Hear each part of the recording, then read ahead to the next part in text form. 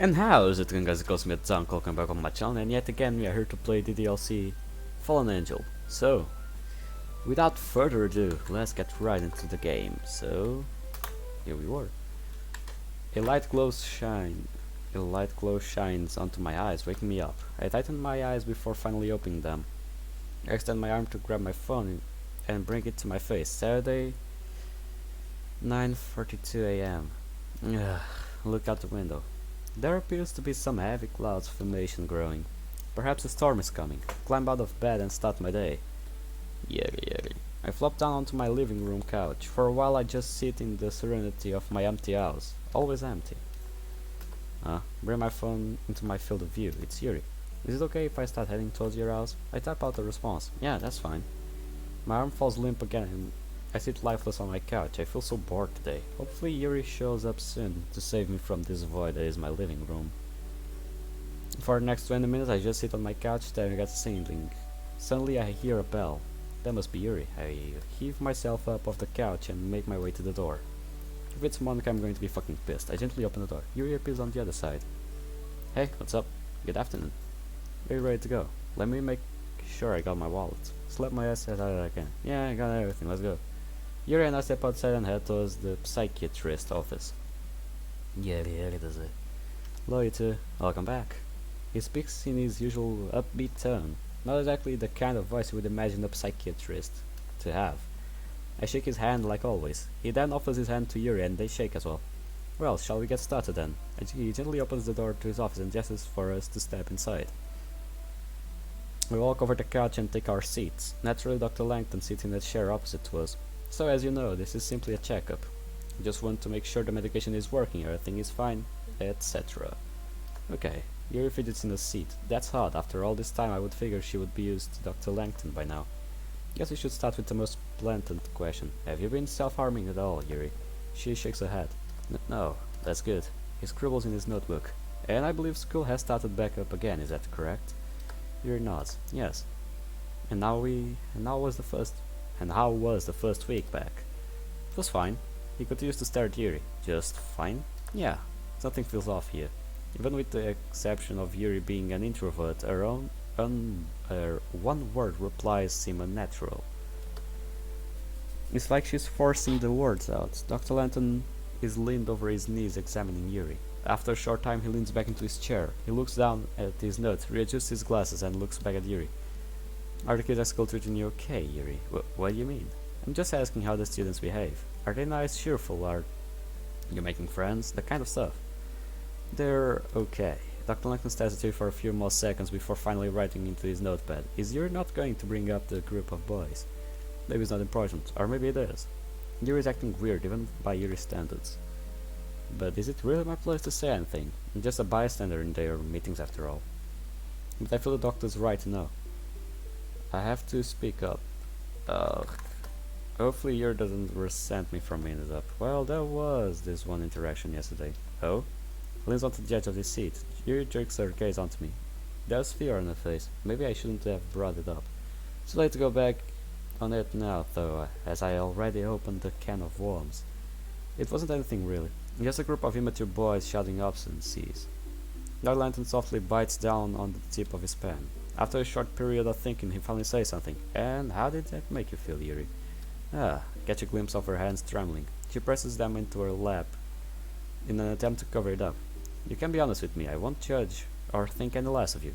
I was angry, embarrassed, sad. There were so many emotions at once. I was like a .9 earthquake came and shook the very fabric of my soul. And then several equally as powerful aftershocks hit me right after. Yuri takes a moment to collect her thoughts. The doctor remains silent as well, but then he acts. He got us out of that horrendous situation, and I'm very thankful for that. She catches my hand and gives me a soft smile. Well, Dr. Langton scans over his notes. That's good to hear. I understand school can be a challenge, but I know kids can often be brutal at times, but I think as long as you two have each other, there's nothing that will hold you back. He gives us both a huge, almost cartoon-like smile. Like Bendy's smile? Yeah. Anyway, moving on. How's your prescription holding up? If I recall correctly, you should be requiring a new me soon. New order soon, correct? He flips through some papers on his desk to reassure himself. Ah, correct.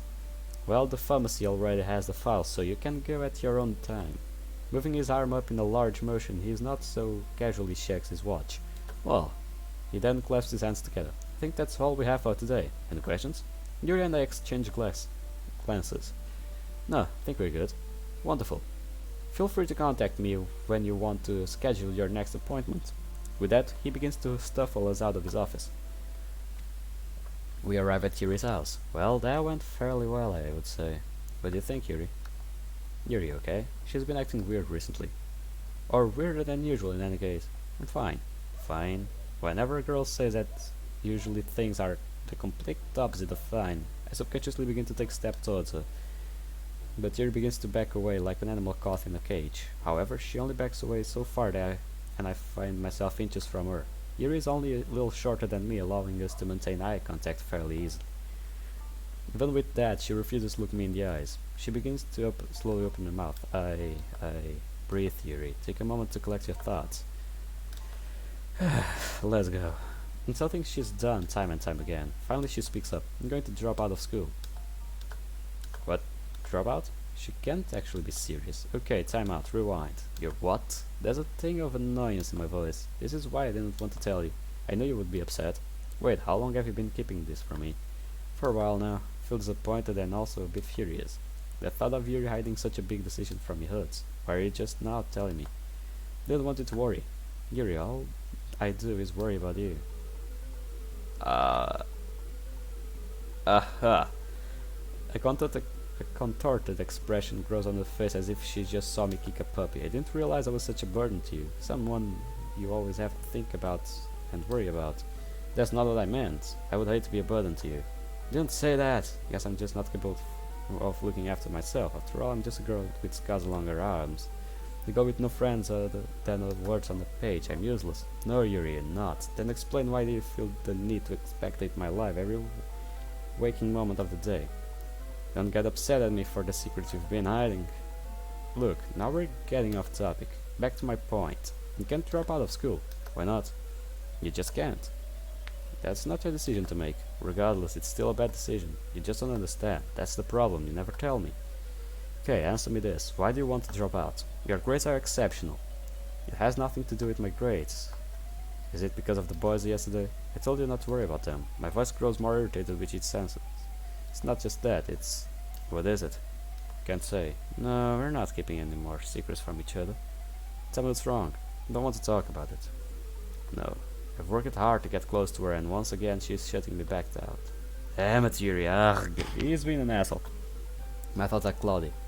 Don't know what to do. I let her shut herself in. She may never come back out. Just tell me what's bothering you. I can't. Feel my bloodstream heating up. Please stop resisting my help. Please don't do this. To what? Help you? Listen to you. Actually take the time to find a medical professional to treat all your problems. Everything I do, Yuri, it's all for you. Yuri just shakes her head while trying to hold back tears. I don't want this. You don't want this? Of course, Yuri. How could I forget? I'm just the guy who chased you down, barged into your house and forced his way into your life unwanted. It's not like that. Then what is it like? I don't know. Please just stop saying that. Surely you have known something. This is going nowhere. My hands are shaking as if I drank a liter of an energy drink. Well, energy drinks don't do that, but still. Stop quit acting like an asshole. You're going to get herself killed and yourself killed after that if this is ending like exit music. I don't fucking know. I can feel the stream rising out of my ears. I take a keep pressing forth. This is what she did when I first found her cutting her wrist. She pushed me away as far as she could. I can't let her ruin her life. Catch a glimpse of myself in the window. My enraged reflection stares back at me. What I see disgusts me. Here I am, yelling at the girl I thought I loved. Yuri's voice snaps me out of my daze. She is no longer yelling. In fact, her voice is quiet. It's so quiet it's barely audible. I don't want to see us like this. I love you.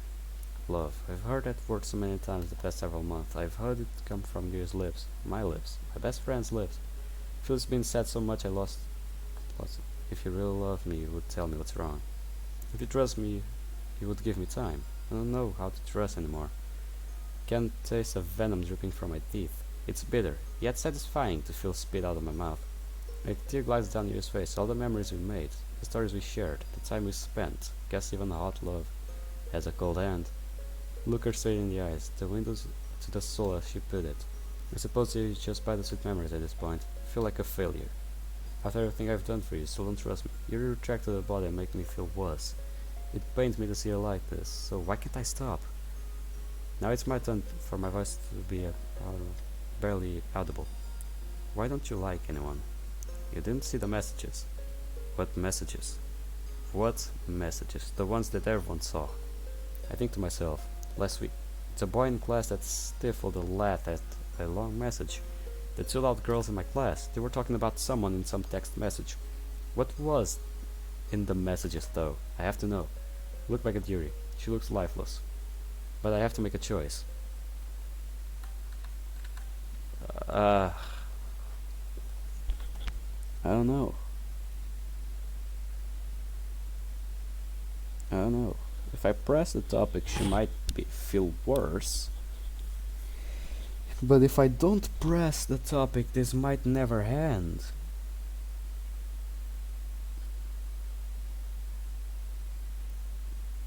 Damn.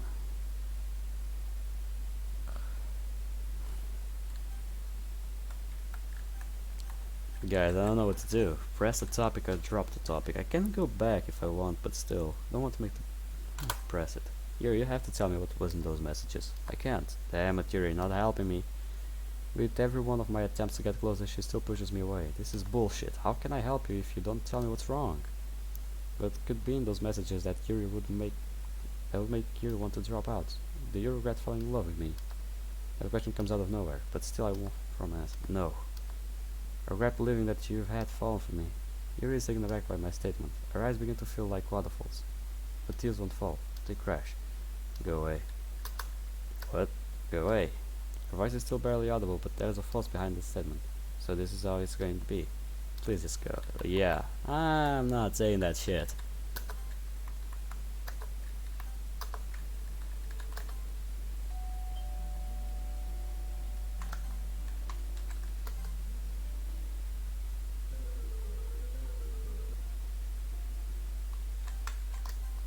I can't carry on. She refuses to let me in. She created a wall around herself that I'm not strong enough to tear down. For the second time in the recent months, I've felt completely useless. If only there was a word to describe the emptiness I feel right now. Can't do this anymore. What do you mean?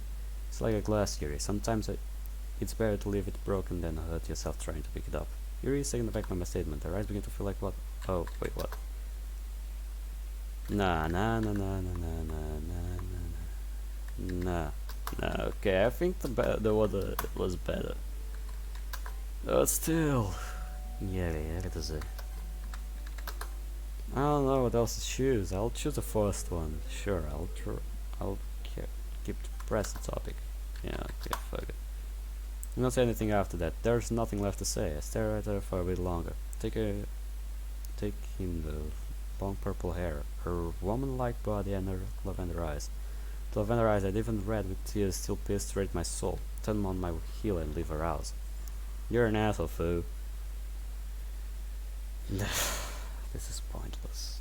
Nask is going to break your neck, you know that. For once it's not the morning sunshine that wakes me up. This time I'm shocked awake by the sound of crashing thunder. There's a storm screaming outside. Without the sun, I have no idea whether there is morning or afternoon. I check my phone. 10:24 a.m. It's a bit late, but not too bad. Climb out of bed and the rain continues to pour. I sit down on the couch, resting my elbows on my knees. I press my face into my palms. What did I do yesterday? I yelled at you for no reason. Stupid. Smacked my forehead repeatedly. I got upset and allowed my emotions to get the better of me. This is my fault. I feel like my insides are being pricked by needles. Really, I am a failure, huh? There has to be something I can do. Need to apologize to her. Lightning continues to strike outside. I look outside my living room window. It shows no sign of stopping either. The rumbling continues to shake the ground. Flashes of white fill the glass screen. I run back upstairs. Throwing open my closet, I grab my raincoat. I'm going to apologize to you in person. Grabbing it on, I begin to prepare myself for the icy rain. Where in the world? Pull out my phone from my pocket. It's a random number, but I recognize the area code. Hello. Hello, may I speak to Luki, please? Speaking. And who is this? I'm calling from Northwest Medical Hospital. The hospital? And why are you calling me? You're listed the emergency contact of Miss Sayuri. Sayuri, is everything okay? Yes, she's awake. My grip loosens on my phone, nearly slips out of my hand. Awake? Sayuri's awake. My mind begins racing faster than the lightning outside. This is incredible news. So incredible I forgot how to speak. Hello? Hello? Oh, I'm sorry. And can I see her? Of course, that was the whole purpose of this call. Okay, I'll be over there soon. Thank you so much. You're very welcome. Goodbye. I hang up and jam my phone back into my pocket. Without another thought, I tie my shoes and dash out in the storm. Hello? Weren't you supposed to go apologize to Yuri? You know what she'll do, right? You know how messed up her mind is. If she dies because of you, I'm gonna kick your ass so badly. You won't be able to sit for a month. I arrived at the hospital. It's cold always. It's cold always, not do nothing to warm me up from the freezing rain. Yes, that's why they are cold. I'm going to walk towards the secretary desk. Halfway to it, the hospital doors fly open. A brown-haired man wearing a regular shirt and jeans come barely through. He has a worried expression. He cuts past me and the secretary desk. He points the way to the doctor. He rushes to the doctor down the hall. The doctor with a sore face points a room. The man finally rushes into the room. I'm at a loss. Alright then. Finish my track to the secretary desk. May I help you? I'm looking for Sayuri. She begins to scroll through her computer. Your name? Luki. Perfect. Miss Sayuri is in the room in 309. She points behind me. Just take those elevators to the 3rd floor and I'll follow the hallway. Thank you. Practically run from the desk to the elevators as if it were a race. 3rd floor. Why does every part of the hospital look like the exact same? I silently damned the architect who designed this place. There's a line of doors before me. As I walk past them, I take note of the numbers. 307, 308, 309. Lightly knock on the door. There's no response. My hand presses down the handle. Nearly open the door. I walk into the hospital room. Somehow it's even colder than the hallway. My eyes pan through the blank halls. I spot Sayuri laying on the bed. Sayuri. Hey, Cross the room in the flesh and embrace Sayuri. Oh my god, I was so worried. I'm so sorry, Sayuri. Hey, is that really you? I could ask the same thing. If I couldn't feel her soft skin in my hands, I couldn't believe it was actually her. I stifle my sobs and collect myself. I stand over her bed. I'm so sorry. No, this is all my fault. I should have done more to be there for you, Sayuri. I was so caught up in my own feelings I never thought about you. I was selfish. Sayuri just smiles silly. You're silly. Huh? That was not the reaction I was expecting. I was the selfish one. I did the most selfish thing possible. I didn't think of anyone else in that moment. Her eyes are red from tears. Watch as they glide down her cheek and crash onto the plain white sheets of the bed. I am just glad you're awake. You're actually awake. I repeat myself just to confirm this is actually real. I was so scared. I really can't put in words how concerned I was. Sorry, Damien, said. I waved my hand dismissively. Enough with apologies. Let's agree to just both be sorry. The corners of her mouth raised. Okay, so how is everyone? Good, not reassuringly. Everyone's good. Natsuki's holding down the fort for you. That's nice of her. And you and Yuri? A pang of guilt flashes over me. I still haven't apologized to her. We're fine. I lied through my teeth. Sayuri has been through enough. I don't want to worry her with my problems. I attempt to shift the topic. I know I sound like a broken record, but I'm just really glad you're awake. I was losing sleep over you. Meanwhile I was gaining sleep. The fact that Sayuri can still keep her aloof attitude I find somewhat admirable. Knowing she's okay does put a smile on my face. I just want things back to normal, Sayuri. She stares out the window. Do you know what it is to being in a coma? No, can't say I do. It's kind of like you're sleeping. Time passes by differently when you're asleep.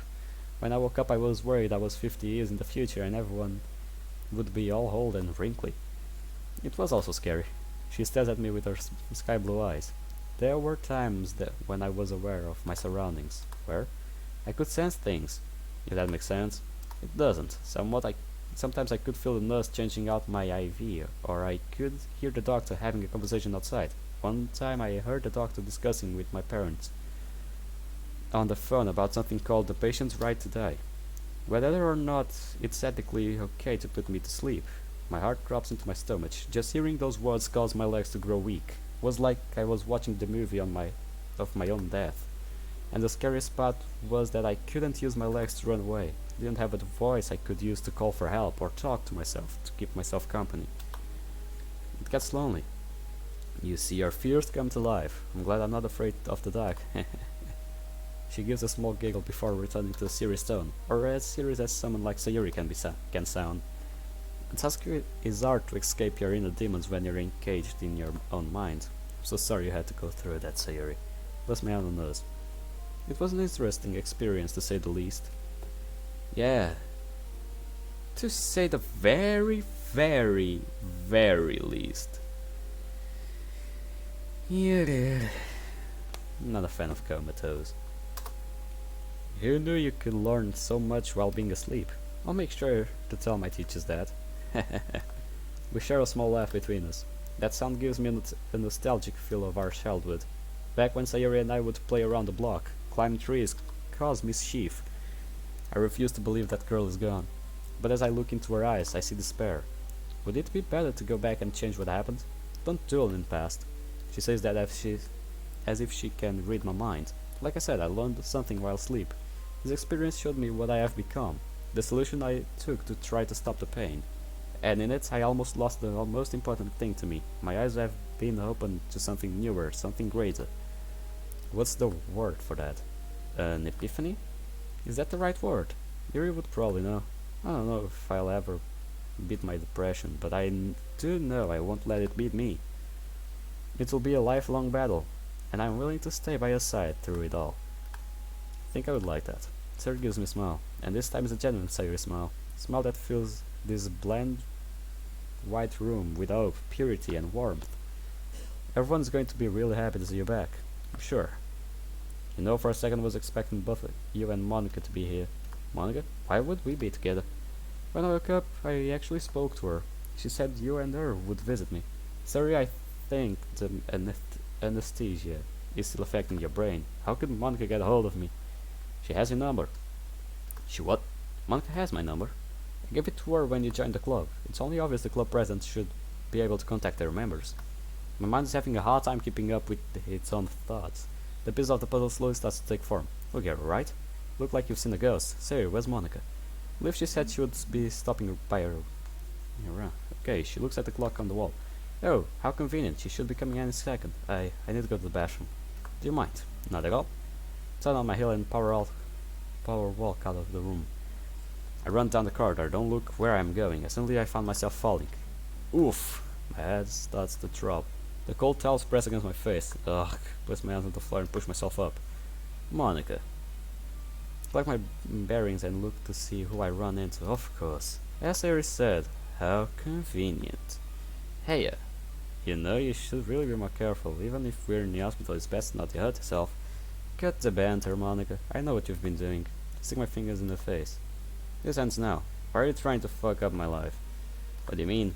You think I'm dense? Figure out your little game. All those strange texts? They were from you. Well, it took you long enough to figure that out. What is wrong with you? Do you find enjoyment in ruining other people's life? I could ask you the same thing. None of this would have happened if it weren't for her. Her? What are you talking about now? You and your little girlfriend. You think you can intrude on my life? We didn't intrude on anything. What did we ruin your perfect life? Yes. I'm stunned by your straightforward answer. You did. Everything was perfect. My family was loving. My grades were second to none. Everyone loved me. I had friends. I had a club I was proud of. The only thing missing was someone to share it with. And then you came along, and finally I had someone to share my life with. But you didn't choose me. Monica's voice grows louder with every sentence. You didn't choose me. Why? You could have had something perfect, but instead you chose a broken girl. You shut your mouth right now. I stepped face to face with Monica. You can't do anything now. I tried to warn you. I tried showing you her true side, but you were too oblivious. Why? Why couldn't you just have loved me instead? Okay, this is complicated. Okay, the hospital staff and even some patients have been silently witnessing our quarrel. My life could have been perfect. Why didn't you choose me? Maybe you're not as perfect as you think. Monica is shocked by my words. I recognize that look in her eyes. It's the same look Sayuri showed me when she confessed about her depression. The same one Natsuki showed me when she spoke about her father. It's even the same look Yuri had when she told me about her cutting. They all share the same look in their eyes. The look of fear, fear of being lost in an unforgiving world. Didn't want any of this, Monica. I just wanted a normal life, but that's not what was given to me. Just like you, I had dreams of a perfect life, but this world isn't perfect. You have to learn that eventually. Monica looks heartbroken. Her words came out as a whisper. No, no, no, no, no. I worked too hard for this. Worked too hard to get what I wanted. But in the end, Monica gazed down the hall where room 309 is. I heard the ones I love. Love. What a stupid word. You need to accept the past, Monica. Everything you do has consequences. You have a life. You have to live with them. But you can still change who you are. Why did I say that? Maybe it's that look in Monica's eyes. They all share the same look. It's like Yuri. Monica is a lost girl in a cruel world. We feel a little pity for her. We can forgive you. Monica shakes her head. You don't know what I've done. It'll be okay, Monica. I told everyone. Told everyone about what? It was the only way to get her out of the picture. Monica's emerald eyes begin to turn red. And once again I found myself high level with a crying girl. Told everyone what? I have connections with a lot of people in school. I sent messages out nearly to the entire student body. Monica, what was in those messages? She refused to look at me. Told everyone about Yuri. While they're cutting. For just a moment my heart stops beating. I stand there for a while in shock. The sound of nurses walking by. The EKGs keep beeping. Even the storm outside has been drowned off by my own silence. I feel like I'm floating in the void, and as I stare into the abyss it stares back, the same feeling when I was told Sayuri was in coma. But this time I'm not crying. I've become numb to pain. Time doesn't heal wounds on the art, they just fill it with scars, tissue, and the pain lessens. But the pain never truly lives. Why? It was the only option I had left, the only way I knew I would bring it to me. This is why Yuri wanted to drop out. Whenever she goes to school, everyone still knows what she's been hiding. Everyone will see her as the girl who cuts herself for pleasure.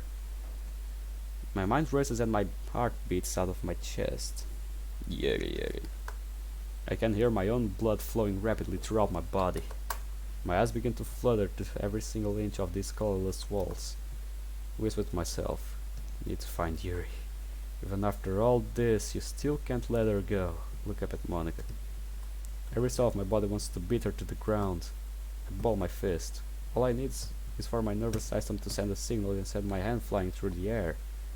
But it just stands still. Instead, I use my last reserve of energy to make a break out of hospital doors. My feet carry me as I trudge through the icy rain to Yuri's house. I throw myself against the front door and reach for the knob. Locked. Don't bother knocking. Clumsily lift up the door mat and find the spare key. After numerous attempts with the shaky hands, I finally stick the key open. Once I hear the bolts turn, I throw open the door. I pan my eyes frantically through the downstairs of Yuri's house. It's barren. I search everywhere, but there's no signs of Yuri. She had to have left some sort of trace. Begin opening all her drawers and cabinets. Upon opening one drawer, I find something that looks familiar. I take the cylinder object, and it makes a rattling sound as I lift it up. In my hands, it's a bottle of pills. A full bottle of pills. The pill that Yuri is supposed to take suppress her urge to cut herself. I read the label. Each bottle contains exactly 60 pills. Rip open the cap and pour the pills onto the table. They scatter and I use my hands to push them into a pile. Sliding each pill one by one, I begin counting. 1, 2, 3, 9, 18, 25, 36, 49, 57, 58, 59. With my index finger I slide the last pill next to the others. 60. Stare blankly at the pile of medicine, unable to focus my thoughts. For a second I begin to forget where I am. What the? I'm interrupted by a single raindrop hitting the counter, making a small splash. Followed by another one. I look up. To my surprise, a wet spot on the ceiling has appeared, and it's leaking. At first I assume the rain, but then I remember I'm on the first floor. An imaginary blueprint of Yuri's house begins to form in my head. I'm in the kitchen, then exactly above me should be Yuri's bathroom. I rush upstairs at ungodly speed. Crash through the bedroom doors. Immediately my eyes begin to look around for any signs of Yuri. No fucking way. Alas, there's no one here. Except besides the bed. It's an open box. My stomach churns as I slowly creep towards it. It's Yuri's knife collection. We never threw it out.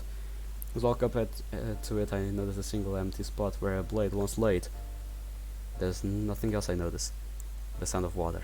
Not the melodic orchestra of raindrops on the roof. The running water of a faucet. Crane my neck towards the sound. No, no, no, no. I messed up again. God, please tell me this is a lie. Forgive me, Father, because I've sinned. Please tell me this is a fucking lie. Don't make this to me again. Don't do this to me again. It's coming from the bathroom. I reach out to tightly grip the handle. Locked. I have no intention on knocking. I step back and prepare myself. Charge the door. I run full speed at the door. My shoulder connects to the wood and I'm bounced back. Again. Plant my feet firmly. Another sprint to the door. Again I hit the door. I'm bounced onto the floor. My shoulders ache in pain. Get up and plant my feet again. Third time is a charm. I run full speed. I hurl my body against the wood. It gives, but it doesn't open. Once again I'm on the floor. The door busted off its hinges. My body is crying in pain. I use my good arm to push myself up. After collecting myself, I replant my feet. Again! Summon every bit of strength I have. My shoulder crashes onto the door one last time. It breaks open. Lay on the floor, my energy shredded. I can no longer move my arm. I fear I have dislocated it. My arm is screaming in agony. Try to move, but I'm in too much pain. Also, I notice I'm wet. Sweat? No, not sweat, but water. The floor has become covered in water from the faucet. I try to collect myself as much as I can. With my good arm, I'm steady myself and look up. What the hell? No. Try to shout this, but my voice barely comes out. No, no, no, no. I sprawl towards the tub. Here lays in the red-tinted water-filled tub. I hunch over the toilet and throw up. However, my stomach is empty and my abdomen just cramps and tightens. My vision begins to blur. I still feel my eyes. I watch they crash and join the Scarlet River in tile floor. No. Nah, I ain't seeing this shit. And I'm making you see this shit as well.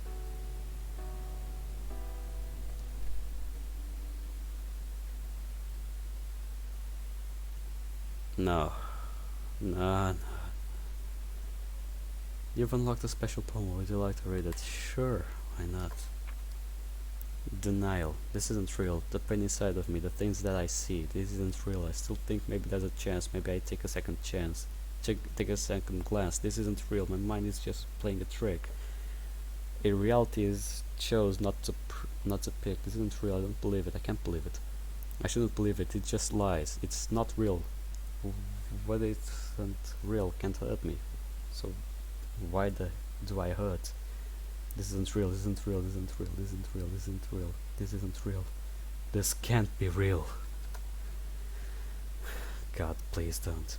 And for the second time today, I find myself in the hospital. The other side this time, the emergency room. I sit on the colorless starch sheets of the hospital bed. I shoulder sling over my right arm.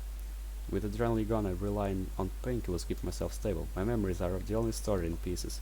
Visits here in the hospital. I ran into Monica. I found a full bottle of pills. I broke down Yuri's door and then I called 911. My head is still throbbing. It's physically hurts to remember the events that just transpired. My eyes twitch between the four walls that surround me. Stretch my neck to look out into the emergency room. Nurses and doctors occasionally walk by. Finally, one nurse steps inside. Hello? Hello. How are you feeling? Don't know how to answer. My mind is drugged by both painkillers and shock. The nurse then goes into a procedure of asking me questions of assess of my mental state. Can you tell me? Wait. Can you tell me your name? Yes, shock is one hell of a drug. What is your name? Oh, Lucky. She could use to read some notes on the computer. Do you know what day it is? We had our visit with Dr. Lanta Saturday, which was yesterday, so Sunday. The nurse nods. And do you know where you are? The all too familiar looking walls answer that. The hospital. Stare at the navy blue sling around my arm. Dislocated it. We were able to pop it back into place, but it will take time to fully heal. It's best to keep it in a sling for a while. Yuri. Where's Yuri? The girl you came with? I'm sorry, another nurse. I believe she's being treated by a doctor down the hall. Bolt off the bed and exit the room. Yuri. The nurse calls out, "Hey, wait!" Continue to run down the hall. Over there, kiddo. A man with white coat intercepts me. Are you the doctor? I am a doctor, yes. Wait, we're the one who came with that girl. Yuri, where is she? Is she okay? The doctor face says it all. Why don't you take a seat? He puts his hand on my shoulder, but I swat it off. No, no, I don't believe you. Let me see her. Where is she? I'm sorry. By the time we were able to treat her, it was already too late. You're lying. You're lying. She's not dead. She's not. My mind begins to fail, coming up with the proper reaction. I see God stand the corner, quickly approaching me. The doctor places his hand up as the motion them to hold off. Finally collapse onto the wooden bench. The doctor gets down on one knee and places his hand on my shoulder once more. Press my face into my palms. This isn't real. This isn't real. This isn't real. Learned something on this bench just now. The bench where the little girl had. The bench where the little girl is told she has a cancer. The bench where a child learns their parents had a fatal heart attack. As a mom is told her son was in a horrific car accident. The same bench where I'm told the one thing I cared about in this world has been ripped away from me. The exact same bench where I learned that love isn't something tangible. True love only exists in moments, and then another moment is gone before you even knew you had it. Nah, ain't no fucking way. You've unlocked a special poem. Would you like to read it? Anger. 7 deadly sins lined like a shopping list. Which one do I pick today? Grab the bright red bottle and pop the cap. Veins fill with hate and eyes filled with torment. Fists clenched ready to break anything and everything. The fires of hell corrupt my soul, lashing out to anyone who comes close. Tearing and ripping and tearing the things I love, tearing my very being. I'm not longer myself. The spirit and wrath knocks on my door, and I'm foolish enough to let him in. 4 days later. Ain't no fucking way. Doc, you ever look at someone and your heart just melts? I'm sorry about what happened. Just still can't believe she's really gone. He jots down some things on his notepad. How does all that make you feel? Empty. Don't really feel anything anymore. It's a bit hard to describe, really. Do you know what nothing loss feels like, Doc? Your mind has had some time to process the initial shock. This period can be a dangerous time for you. A lot of different emotions may go through your mind. Look, can you just give me medication or something so I can leave? We'll get to that. I can't just give them to you straight away. My eyes trace the walls of the room. Can you tell me what's on your mind? What's on my mind? Repeating my sentence mentally. What's on my mind? It's good to get your mind off the event. You don't understand, Doc. Can't get it out of my mind. My voice cracks with every word. What do you mean? You weren't there. Begin to raise my voice at them. You didn't see the look in her eyes. You didn't see the seat. You didn't have to see the ambulance and tell the paramedics what happened. You didn't have to relive every single moment while being questioned by the police. You're not a person. Oof, every single time I close my eyes, Doc, I just see her, sitting in that bathtub. I just want that image out of my head. That's why I need you to give me some pills or something. Okay, look up at me. It's going to be okay. I can give you the prescription based off what you're feeling. You just keep telling me what you feel. You don't feel anything. I scream at them and slam my fist on the table. I just don't understand. I did everything right. Did everything I could, but it wasn't enough. How does that make you feel? Stop asking me how I fucking feel. Shut up to my feet, please. Don't say shit to me. I point my finger to him maliciously. You don't care about me. I'm just another patient to you. You don't care about me, or Yuri, or anyone. We're all the same in your eyes. Just another paycheck for you. My words spit sharply out of my mouth. We're just a way for you to feed your fancy lifestyle. Maybe some fancy jewelry for your wife. Or fun vacation with your kids. That's all we mean to you. You know that's not true. I choose this profession because I want to help people who aren't strong enough to help themselves. I scramble back and forth around our office. My voice cracks under my anger. Just give me back my life. Grab the coffee table and topple it over. Papers fill the air. The doctor instinctively jumps back. Pants clatter against the floor. You sit on your chair, ask me a couple of questions, and then send me on my way. You talk about trauma as if you know what I'm going through. You see so many people with so many different problems, and yet look at them all the same. So who's real crazy person, Doc? He stands there like he's frozen in place. That's what I thought. I'm out of here. Look, please, I storm through the door and don't look back. I sit bitterly on my couch and bury my face into my palms. My hands tremble in anger. I run my finger through my hair until it looks like a destroyed bird nest. Tears begin to stream down my face, tears of frustration and anxiety. My legs launch me back up at match speed. For some reason I can't stay still. I begin to pace my living room floor. My eyes continue to flash between the corners of my house. Don't think my eyes have focused on one stagnant object all day. Now that I think about it. Ah! Scream at the top of my lungs in louder release of my bottled up anger. I collapse back onto the couch, my energy sapped. My breathing grows heavy and raspy. For some reason my frustration still hasn't left. I lean over my couch and grab a potted plant. Flinging it across the room, it shatters against the wall. Shards ricochet in every direction. My heart continues to beat furiously. If this goes any longer, my chest is going to explode, throw my body onto the wall. With a thud, my knuckles collide with the sheetrock. Again. My fist goes through the wall. So I retract my hand back. My knuckles are covered in blood. My right arm is sling and my left hand bloody.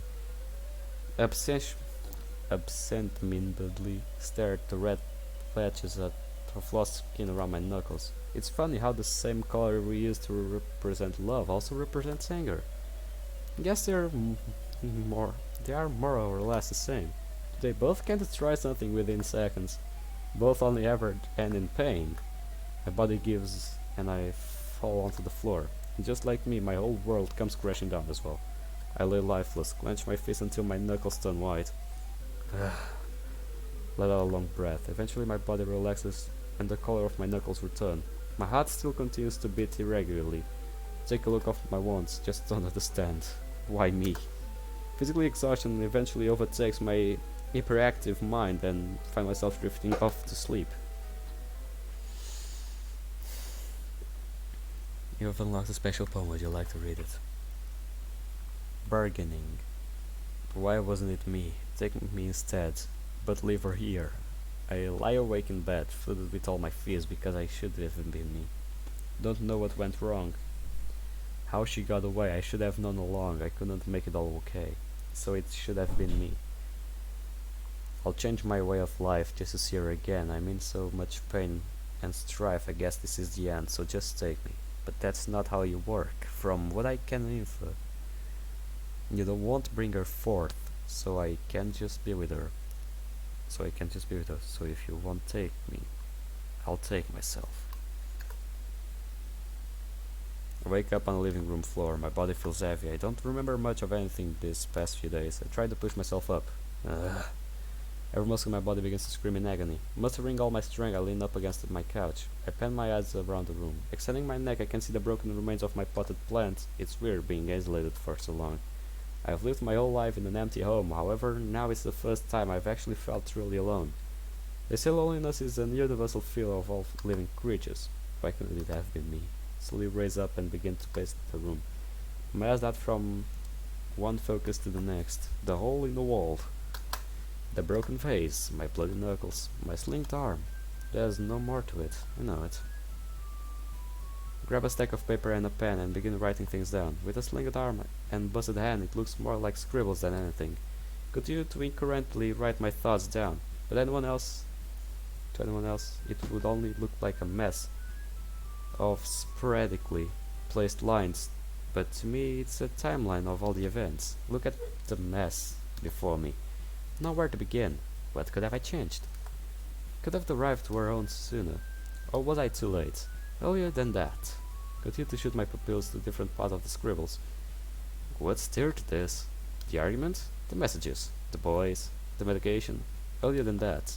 Here is home life. If only I had met her sooner. No. I should have stopped Monica from telling everyone. My mind races from the thoughts to the next. I should have paid more attention to those texts. I should have kept an eye on Yuri and made sure she was taking meds. How could I not have known she was taking her meds? Shout this to my empty kitchen. No response. That's fine. This is fine. I'm fine. The mess of paper on my counter says otherwise. If only I didn't take me so long to break down that door. Maybe if I called 911 sooner. All these thoughts continued to form a hurricane within my head. This made me dizzy. What if I didn't visit Heya in the hospital? It had to be that. That wasted too much time. It was Yuri already gone by the morning. I should ask her. How would I do that? Look up at my ceiling. Hey, anyone there? I'd like to make a deal. Get no response yet again. Any chances I can get Yuri back? I'll pay you. I'll become a better person if that's what you want to hear. I shout louder at my ceiling. My head sinks down in shame, and I stare back at the maelstrom of paper. I whisper to myself, I've gone insane. Like a deer, my head jerks to the sudden sound of my doorbell. Who is it? I open the door and with as little effort as possible. Natsuki appears to the other side. Hey. It's for horses. I made my response with a little enthusiasm as possible. Can I come in? Yes. Turn around and walk back into the living room. Could care less if Natsuki follows me. She follows me to the cell I call home. So you're doing alright? Think so? Don't look at her. Instead I stand hunched over her eyes, staring blankly at the ground behind her. Natsuki begins to take a look around my house. Her eyes glance at the hole in the hole. Then at me. Then at the potted plant. Then at me. Then at the scribbled markings on my counter. And then back at me. Hey, throw my hands up dismissively. I don't want to hear it. I just want to stand in silence for a moment. She opens her mouth in protest, but then closes it. Silence is fragile thing. It can be broken by just a slip of a tongue. It makes you wonder, how can something so heavy be so delicate at the same time? Why? Why what? Why did you come here? Check up on you. Why? Did you feel bad for me? Worried I'll kill myself? I'm afraid I would jump off the nearest bridge and drown myself just so I can see Yuri. We're all the same. You're the doctor, the kids at the school. Me. Tried to be different, I really did. You were different. If that were true, Yuri would still be alive. The entire time, I fight to hold back my tears. The feeling of sorrow smooths me completely. She really did love you. I know. That's why it hurts so much. Look away from Natsuki, trying to hide the fact that I'm crying. Can you please just leave? I don't. I'll be fine. Are you sure? Just need some time alone to think. Thank you for coming and checking up on me. I know you mean well, but I would rather be alone right now. She stands there quietly for a moment. I wish I could go back. Believe me, I really do. But we can't. I'm really sorry for what happened. I feel the same as you. All this time my friends was hurting and I never knew. Some nights I lie awake wondering where I went wrong. What I could have done to change it all. But there's no use I'm letting it consume you. You have to move from your past. She looks down at the ground sullenly. I know I did. She recollects herself and faces me again. You have to accept what happened eventually. I know it's hard, but time heals all wounds. With that she turns on her heels and leaves my house. She's wrong. Time doesn't heal wounds. Time just lets you grow numb to the pain. I stare back up my ceiling. Just want her back. Just want to hold her again. Look into her eyes one last time. At least let me say goodbye. Fall to my knees and back the same spot I woke this morning. On the uncomfortable carpet I decide to close my eyes once again.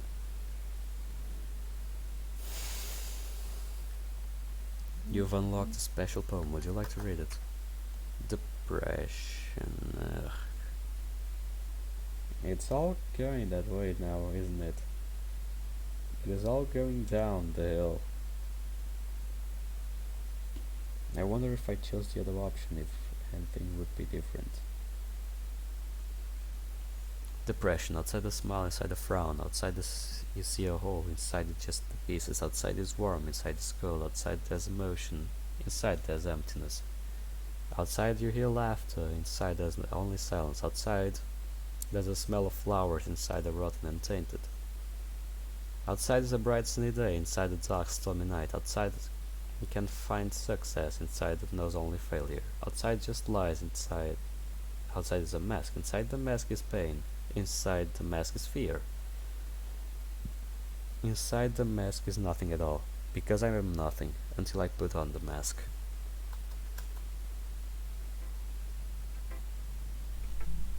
I jolt awake in cold sweat. I look around my room. How did I even get here?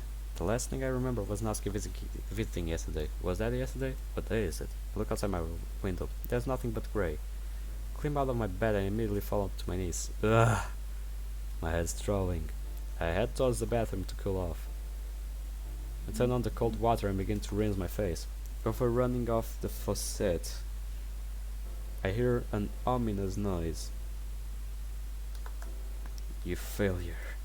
Huh? My head jerks up and I find myself face to face with my reflection. He has a twisted grin on his face. Well, what's happening? You couldn't save her. What's wrong with you? Do you know how important you were to her? Stop it. You left to die alone. No, stop it. She died alone. Shut up! Cover my ears with my hands. I squeeze my ears as tightly my ear canals can begin to hurt. You're not real. Oh, I am as real as you are. I'm just a reflection of you after all. Oh, I say that in a matter of fact way. Oh no. Yeah, to say. Don't good fucking grief. Don't tell me that this is like that damned book. Like that book when her husband, the husband of that girl died, and the reflection started talking with her, and everything. She was getting completely insane. He's experiencing that through depression. Yeah. You can't hide from yourself. Stop talking to me. Do you know how much you meant to her? Why are you doing this? You meant everything to her, and then you just yelled right into her face. This is insanity. Insanity? Did I ever tell you the definition of insanity? Shut up. Please. Leave my head up to counter. My tears leave my eyes and crash onto the tiles. You're going to need a wet floor sign. Fuck you. Whoa, that's no way to speak to yourself. I hate you. You seem to forget that I'm you. So therefore you hate yourself. Makes sense, really. You're mad, depressed, and denial. Those terms sound familiar. Not depressed. Is that why you've been crying? Why you scream when no one can even hear you? I sure hope you don't try to hang yourself. Shut up! I punched the glass self in his face. Shattered pieces fall to the ground in a symphony of crashes. I stare down at the broken pieces. With shaky hands I pick up a long shard of glass. It's only thick enough for me to see my own eyes. It scares me, the emptiness in my eyes. I look up at the remains of my mirror. My condescending self is gone, broken. My eyes shoot back down the shard in my hand. With my right hand, I firmly grasp it. My vision begins to crane towards the blank canvas that is my left arm. Like writing a book, right? There's glass in my pen. My bloody ink. Press a cold glass against my skin. My body shivers upon contact. My hand continues to shake violently. Angle the blade alongside and clench my eyes shut. Just one cut. Just have to see her again. Can't go on like this. Just want to be with her again. I just want to see her. My breathing grows heavier and heavier. My arm refuses to move. Do it. Do it. Damn it! Drop the glass shard and it breaks into even smaller pieces among the impact. Can't do it. My breath grows shallow. I slide down my bathroom wall until I reach the floor. Can't do it. I hold into a fetal position on the freezing tiles. My body lays still in a puddle of blood and tears, the broken remnants of my mirror in front of me. Tears continue to pour out my face. Why, Yuri? Why is it that every time you make me cry, I love you a little bit more? I continue to cry until I can't cry anymore. I cry until no longer feel the pain inside of me. You've unlocked a special poem. Would you like to read it? Go for it. Accept this. Time doesn't heal all wounds. It just allows you to become numb to pain. It's been a long ride. There's a lot of things I wish didn't do. I bottle all my pain inside, but now I have to let go of you. The memories we made, all the time we shared, all the love we gave, and the perfume in your hair. Your name is etched into my heart. Your left will ring through my ears. Refuse let me be torn apart. I won't be consumed by my fears. I continue life with you in mind, and live every day just for you. The wounds will heal given time. As you sit there in that sky of blue, you lay there, still without a sound, and fly up heaven's sky. The casket sinks in the ground, and thus I say my last goodbye to my amethyst angel. My eyes open ever so slowly. Well, my body goes in a state of shock. What the hell? How did I get here? Pan my eyes along the landscape. How am I here? Was at home. I remember falling asleep on the floor. Ugh. The low-hanging sun blinds my vision. I raise my hand to shield my eyes. Suddenly I spot a figure in the distance. Slowly walk towards it. Slowly but surely the figure starts to take form. Pick up my pace. Yuri? Yuri! Wave my arms to gather attention. Eventually I arrive just a few feet from her. She finally noticed me. Hello. Take a look around at the landscape. Yuri has her back turned towards me as if she is looking at the same scene as me. She gives me a sidelong glance. Yuri, what's going on? What do you mean? Am I dead? Do you feel that? Pat my hands along my body. No. Is this a dream or is this real? Aren't dreams just reflections of the real world? Now is not the time to riddles. Begin to take some steps and to reach out to her. Ugh. What the? Pat my hands in front of me. Ripples float through the air. There's some sort of magical barrier between me and her. Yuri. Can't get through. Bang my hands against the wall. Yuri finally turns to me. You're not ready yet. What? The voice has an echoey, almost angelic sound. It sounds far away but so clear at the same time. No, please let me in. I wish I could. But if I let you, you wouldn't be able to go back. What if I don't want to go back? I want to be with you. I know, but I have others who rely on you. They need you. I'll just let them know like I let you down. Yuri gives me a puzzled look. I'm sorry. I begin to cry. My tears glide down my cheeks to my chin before crashing down the earth. I'm so sorry. This is all my fault. I shouldn't have yelled at you. I should have been there to support you when you needed me. And tell me, why do you blame yourself? Isn't it obvious? I didn't do anything to help you. I have no idea how much you helped me. If it weren't for you, I would have taken my life a long before. Would have died without at least knowing what true love it is like. I can't imagine a worse way to go, but I want you to go. Responding in a shrill voice. It hurts to talk through my tears. Can't do this without you. Did my poem not mean anything to you? I meant every word I said. How can you be so quick to forgive me? Hey, you were never to blame in the first place. Hang my head and continue to sob. Now my tears just spill straight from my eye sockets. I don't know what to do. I need your help. There has to be a way to bring you back. I think we both know that's not possible. My voice drops down to a whisper. I know. It's just too hard. My heart just refuses to move on. It's like my mind is telling me it's just not worth it anymore. Why live when the only thing worth giving for is gone? And the reason she's gone is because of me. Continue to hang my head in sorrow and watch as my tears hit the dirt. Can you answer another question for me? Okay. Hypothetically, if you were to be diagnosed with cancer tomorrow, would you blame yourself for getting sick? What? That was a random question. No. No, I wouldn't. She steps closer to me, as close as this invisible barrier will allow her. Then why do you blame yourself for having depression? Look up at her. You says at me. No, not at me. It's like she's staring directly into my soul. She's staring at my true self. I'm found speechless. The words she's saying toss and turn in my head. You have to go now. Wait, but you have your own life to live. You have other people counting on you. Please don't make the same mistake I did. But what about you? What about us? She gives me a soft smile. I can wait for now. Perhaps when I see you again we can hold hands just like we used to do. Now it's my turn to give her a soft smile. A soft, teary-eyed smile. Yuri, I think I finally learned what love is. Did you know? I nod. She gives me a look as if she knew I was going to say that this whole time. Perhaps you can tell me what the meaning is when we see each other again. When will that... But now, you have someone waiting for you. What? Loki, where are you? Wake up in cold sweat on my bathroom floor. What happened? Where's Yuri? Look around trying to collect my bearings. The shadow remains of my mirror out on the floor. Finally realize where I am. Hello? Anyone home? No voice call out from my bathroom door. Say Yuri. She can't see me like this. I attempt to get up.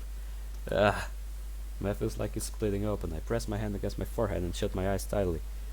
I can feel my brain pounding against the front of my skull. The bathroom door gently opens.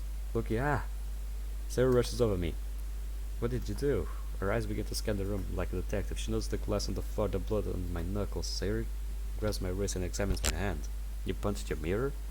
She said that with a disappointed tone. I didn't like what I saw. Hey, do you think you're ugly? Because you're not. I think you're very cute. The corners of my mouth slightly curl. Thanks, Sayuri. Now let's clean you up. She searches the cabinets for some bandages and paradox. Bingo! Let's get you off your butt. Sayuri throws my arm over her shoulder and pulls me up. I try not to put my weight on her, but as soon as I stand up, my eyes enter another dimension and I become dizzy. Sayuri supports me. Here, lean on the counter. She carefully sweeps off any excess shards of glass. I do as I'm told and rest myself upon the bathroom counter. What are you doing here? The doctor told me I was good enough to conditions to leave, so I figured that before I went home I would visit you. And I'm glad I did. How long have you been on the floor? Shake my head. I have no idea. Sherry gives me a pouty look. You really shouldn't sleep on the floor, it's bad for your neck. I know. I still find myself victim of one of Sayori's lectures. That chases me for raise my hand over the sink and I do so. The bottle of peroxide. Yeah, okay. Peroxide hovers menacingly over my hand. Whew. Mokatte kuru no ka. This got a sting. I know. Sir tips the bottle. Keep my mouth shut tight to not show any display of pain. Sir dabs the wound with a wet towel and begins to bandage it up. Guess you learned some stuff while in the hospital, huh? Sir gives me a large smile. Just call me Nurse Sayori from now on. Give a small chuckle. You know, this kinda reminds me when we were little kids.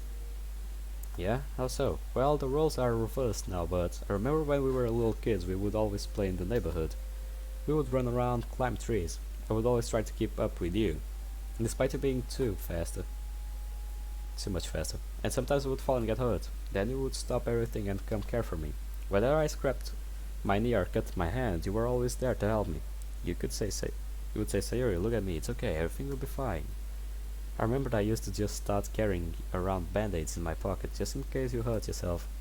You could make me feel better and stay with me until the pain went away. I remember back to when Sayori and I were little kids, getting into trouble left and right. All the things little kids do. Guess I always assumed Sayori and I were equal. I didn't realize that all this time she was just trying to stay close to me. Remember when I fell upon that pond near the park? Yeah, your parents were mad. You jumped in because I was drowning. You weren't drowning, the water was only about 2 feet deep. So that's her. Realized my hand has already been fully bandaged, yet Sayori still hasn't let go of it. My eyes lock onto her sky blue eyes. This is what you meant, isn't it? That I have unfinished business here. Can't live without knowing that the people I care about will be okay. Sir noticed she's been holding my hand and quickly lets go. Sorry, it's fine. We should sit down somewhere else. Okay. Sari and I step out into my room. Take a seat on my bed. Hey, what's that? Sari walks towards a small wooden box to the top of my nightstand. It looks like a radio.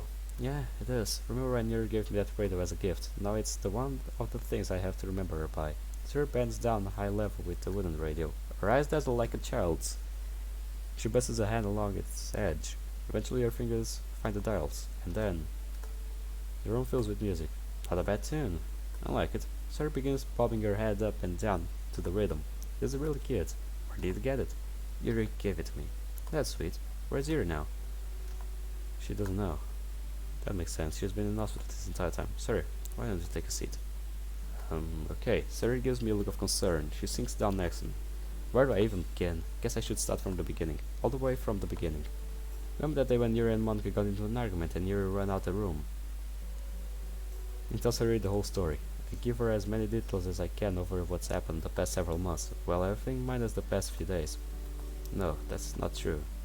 I stay silent. I lost her to process what just heard. You're lying. Her voice cracks and breaks into a sob.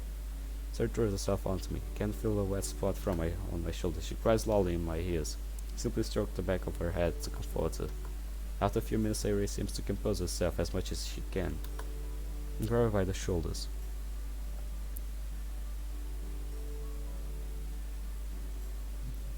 No fucking way.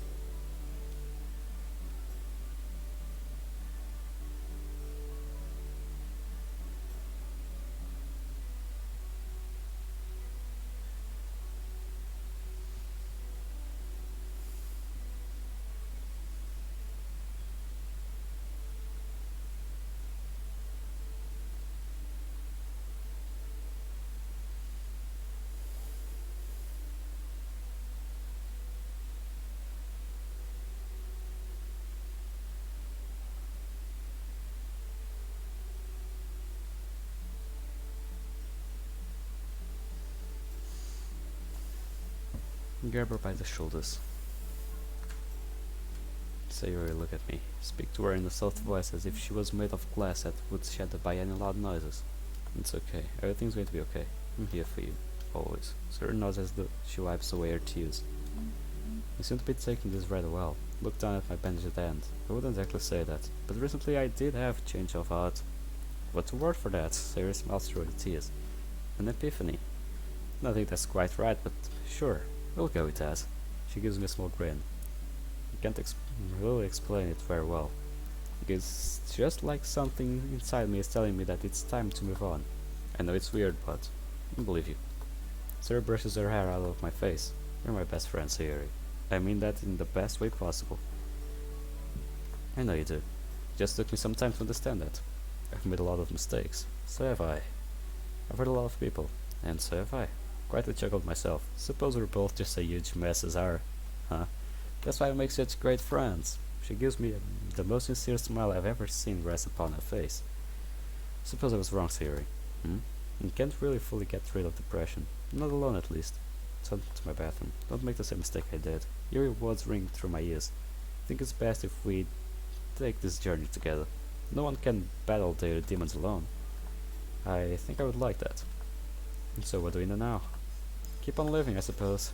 You may not be here physically, but I believe she's somewhat out there, waiting for me. Siri stares over my bathroom as well. She then looks at my wrist. There's a small hidden on where I press the glass against my arm. I need you to stay here. She places small hands over the area of my arm. I nearly cut open. Please. I stare at her. I peer straight into her blue eyes, her windows of the soul. I'll stay here. Grab her hand and intertwine my fingers with hers. Promise? Promise, Sayuri. My story isn't over yet.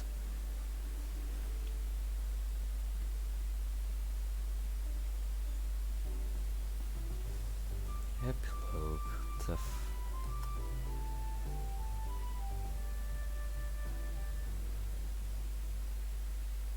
1 year later. I wake up to the sun telling me good morning. The early sunlight shines through my windows, filling the room. I don't feel very well today, however. Today is an exceptionally difficult day to wake up to. January 5th, Yuri's birthday. It's a grim reminder of how I felt to protect her. I begin to stretch out my arms. Time to get up. Finish my morning routine like any other day. I take a shower and get dressed, eat. The same daily routine every day. I do the same exact thing every day. For what, I ask myself, it's not like I have anything to look forward to. I find myself thinking negative thoughts. It's these same thoughts that almost led me to my death nearly a year ago. I at least slap some sense into myself. Hopefully I can knock those bad thoughts as well. I can knock out those bad thoughts as well. After all, I promised I would keep pushing forward. It's not for me, then for Yuri. Today is a special day and I have some very special plans. Swinging open my cabinet, I reach for a picnic basket. Next, I begin to work on a platter of food. I make some sandwiches, grab some fruit and water, and pack some pastries for dessert. If I remember correctly, there should be also a spare blanket in the closet. I walk over and gently open my closet door. Perfect. Grabbing the blanket, I toss it next to the basket. Food, water, basket, looks like everything is packed. Place the basket near the door. Oh, I almost forgot. Rush upstairs to my bedroom. My backpack lays in the corner. Sling it over both my shoulders. After making sure it's secure, I reach for the drawer. I stop. I'm frozen in place. As much as I want to, my arm refuses to move. My hand is locked inches from the handle, as if they were both full of magnets with similar poles. Then 30 passes just for me, staring at my desk drawer. In here holds a Pandora box of all my memories. Using every piece of willpower, grab the handle and pull it open. Inside the badly wrapped rectangular gift. I grab the gift and head out my house, picking up the basket and blanket along the way. Once I'm outside, I begin to feel that times get better. The sun beams down on my face and the fresh winter air fills my lungs. It's thin and clear. Despite it being sunny, the light breeze creates a perfectly balanced temperature. Couldn't have wished for more perfect weather.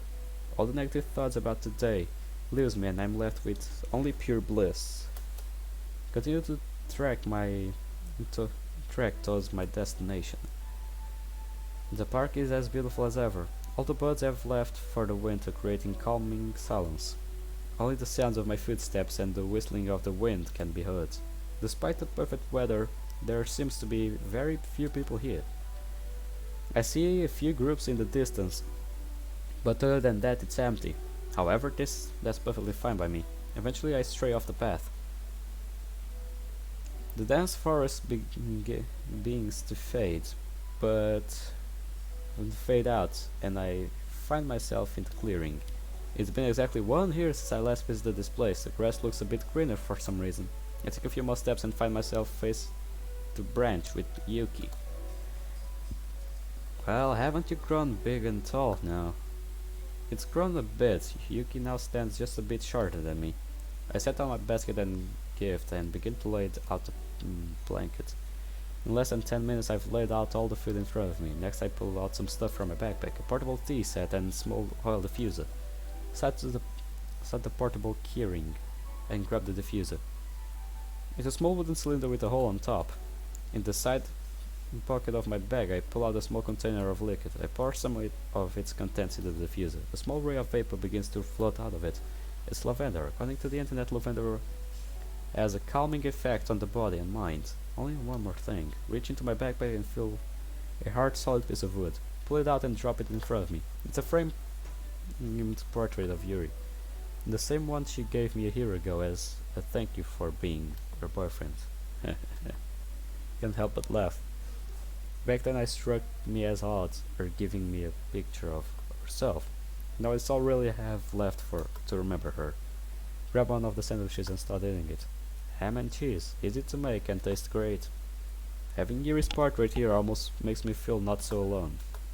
Hey Yuri, can you hear me? It's been a while since we've talked, huh? I miss you, I really do. Your picture does nothing but stare deeply at me. Everyone's doing good. Monica got kicked out of school. As for Sayuri, Natsuki, and I, we all graduated. We all had to take some extra courses in the summer to graduate. None of us really went to school after what happened. But in the end we did graduate. Natsuki actually got accepted in some sort of baking program at the university.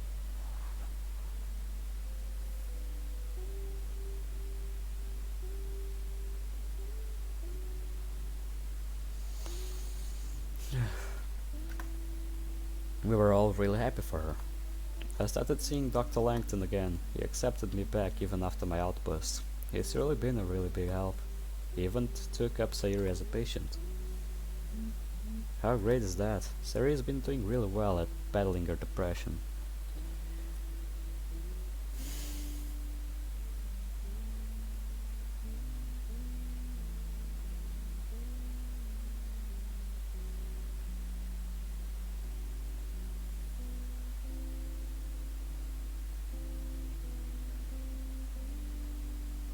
Sarah been doing real well at battling a depression. I can't express how proud I am for her.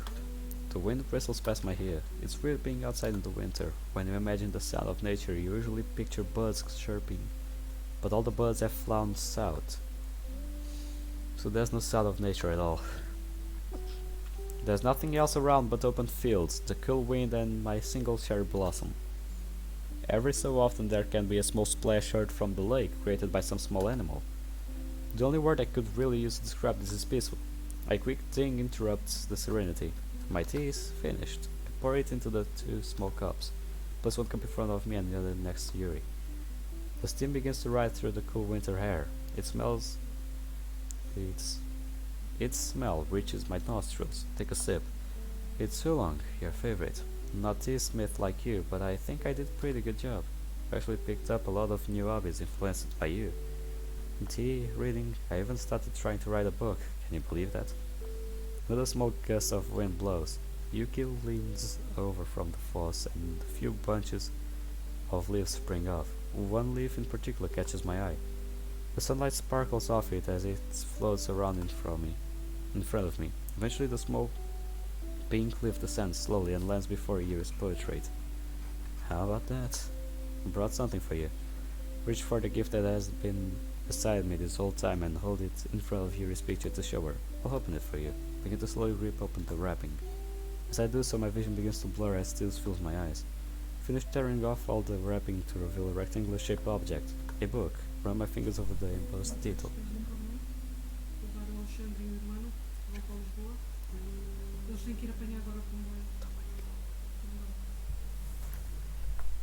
A Sakura's Guide. Remember when you told me how excited you were for this book? Well, it's out. Probably hold the book up. And do you also remember when you made the promise that when the book came out, we would read it together? I solemnly stared down at the ground. These memories are really all I have left to hold. Well, I figured we could read it together now. My sad eyes stare at Yuri. Expression never breaks.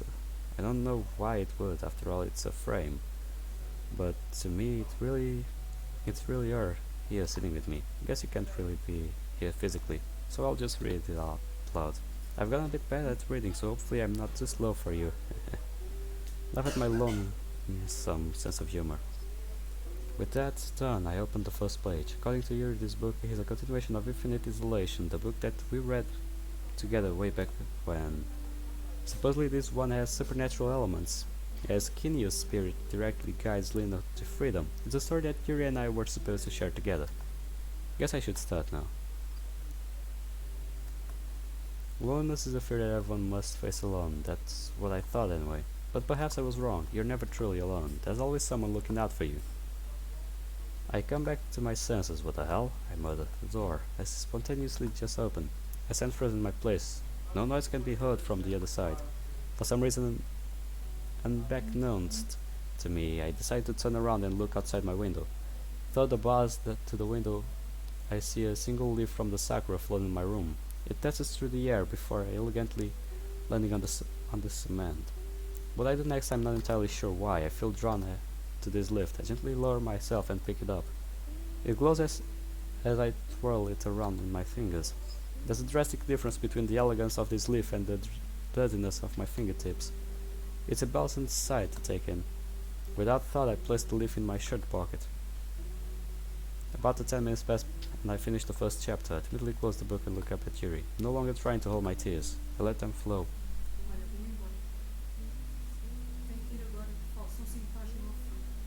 Pronto, tá bem. Mas que tu dizes, espera só um bocado.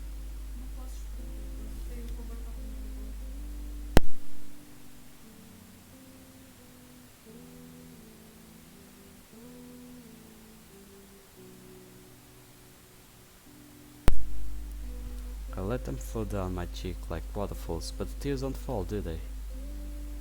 Yuri, I truly do love you. You saved me. I choke on my words. You showed me a part of yourself I didn't even know existed.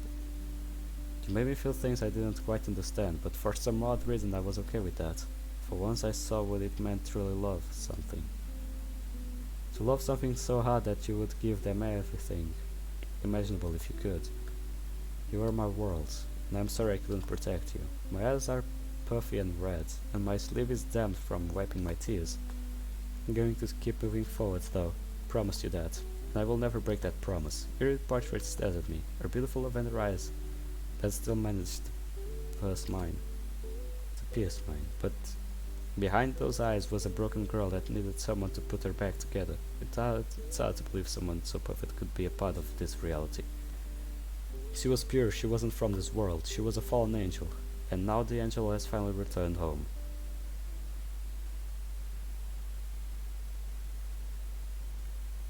Dear player, thank you so much for playing Doki Doki Fallen Angel. It has been a long year of development. Despite that, I do not regret taking on this project. It has changed my life in so many ways. Being a part of this community and being able to share my work has been such a blessing. Thank you to the team for making this possible. I couldn't have done it without them. With Fallen Angel, I wanted to tell a story that would and many emotions. I wanted to take the DDLC community to a place it never been before. Wanted to share a lesson that even I myself need to learn. Our time in this world is limited. The ones with us won't be here forever. So we should cherish the time we have now. Enjoy life as it comes. Don't dwell in the past or stress about the future. Enjoy the present before it's gone.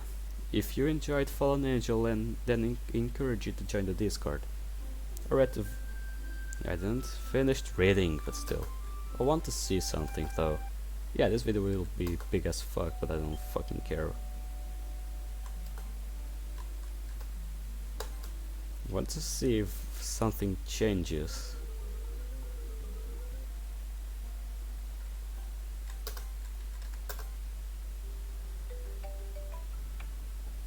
Yeah, nothing changes.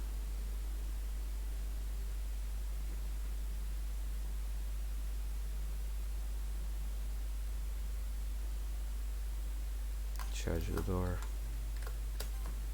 Charge the door. Nothing will change.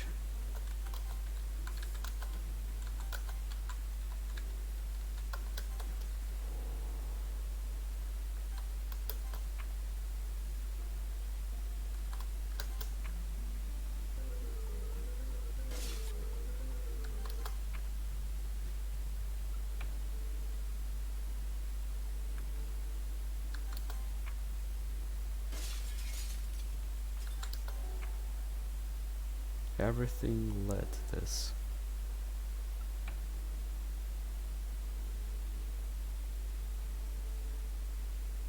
I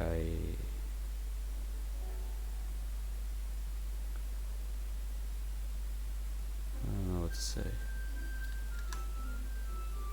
Well, guys, as you can see, I'm not animated as I would like to be. I'm not happy, not even in the slightest. Well, guys, I hope you enjoyed this video. Leave a like, comment down what you thought of it. Even though the modes didn't end up that well, I hope you guys were able to enjoy this video.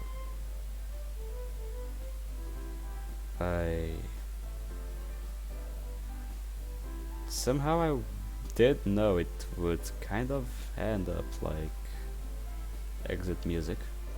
It was going that way actually. Exit music had kind of the same stuff to end up like how Natsuki ended up her life. Just some differences because Yuri wanted to be with us and all. But that was the same reason why Monica did all of that. Even though Noah was it.